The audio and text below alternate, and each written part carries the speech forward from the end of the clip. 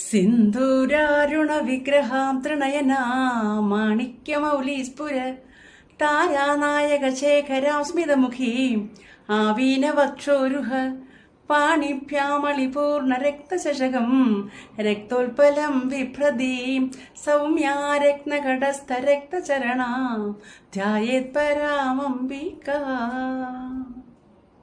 ഇപ്പം ഞാൻ ഈ പ്രാർത്ഥന ആലാപനം ചെയ്തത് നമ്മുടെ ഓപ്പറേഷൻ സിന്ദൂറിനെ സപ്പോർട്ട് ചെയ്തുകൊണ്ടാണ്. സിന്ദൂരം നമ്മുടെ സ്ത്രീകളുടെ ശക്തിയാണ്, ദേവിയുടെ ശക്തിയാണ്, ഭദ്രകാളിയുടെ ശക്തിയാണ്. ഈ ശക്തി നമ്മളുടെ സഹോദരങ്ങൾ, നമുക്ക് വേണ്ടിയിട്ട് അതിർത്തിയിൽ മല്ലിടുന്ന സഹോദരങ്ങൾക്ക് വേണ്ടി ശക്തി പകരുന്നതിന് വേണ്ടിയിട്ടുള്ള പ്രാർത്ഥനയാണ്.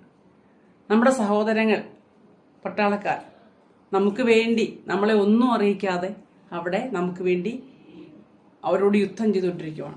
ഇതൊന്നും അറിയാതെ നമ്മൾ നമ്മുടെ ജീവിതം ഇങ്ങനെ ആസ്വദിച്ചുകൊണ്ടിരിക്കുകയാണ്. സിനിമയും തുടരും സിനിമയും ജിങ്കാന സിനിമയെ കണ്ട് നമ്മൾ അങ്ങനെ പോയിക്കൊണ്ടിരിക്കുക.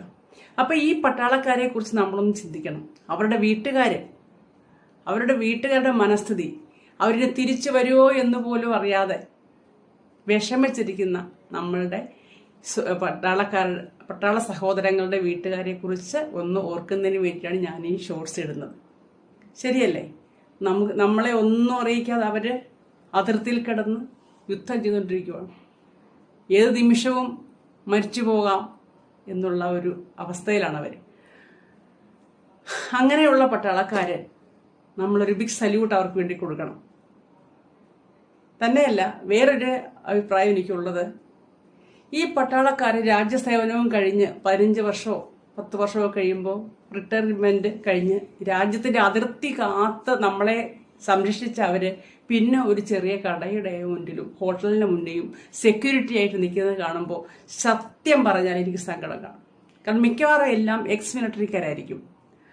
ഇവർ ഇത്രയും രാജ്യസേവനം ചെയ്തതിന് ശേഷം വരുന്ന അവർക്ക് അവരുടെ പ്രൊഫഷൻ്റേതായിട്ടുള്ള ഒരു ജോലി കൊടുക്കാൻ നമ്മളെ ഗവൺമെന്റിന് സാധിക്കുന്നില്ല. കൊച്ചു കൊച്ചു കടകളുടെ ഫ്രണ്ടിലും ഹോട്ടലിന്റെ മുമ്പിലും ഡോറ് തുറക്കാനും അടയ്ക്കാനും നിൽക്കുന്ന ഒരു അവസ്ഥ ശരിക്കും ദയനീയമാണ്, അല്ലേ? അപ്പം അതിനൊക്കെ ആരെങ്കിലും ഇത് ഉത്തരവാദിത്തപ്പെട്ടവർ കേൾക്കുന്നുണ്ടെങ്കിൽ അവർക്കൊക്കെ പിന്നീട് റിട്ടയർമെന്റ് കഴിയുമ്പോൾ നല്ല രീതിയിൽ, ഇത് സെക്യൂരിറ്റി മാന്യത ഇല്ലാത്ത ജോലിയാണെന്നല്ല, എങ്കിലും ഇച്ചിരി ഉയർച്ചയുള്ള ജോലികൾ കൊടുക്കണമെന്നാണ് എൻ്റെ ആഗ്രഹം. ഓപ്പറേഷൻ സിന്ദൂർ, ഭാരത് മാതാ കി ജയ്.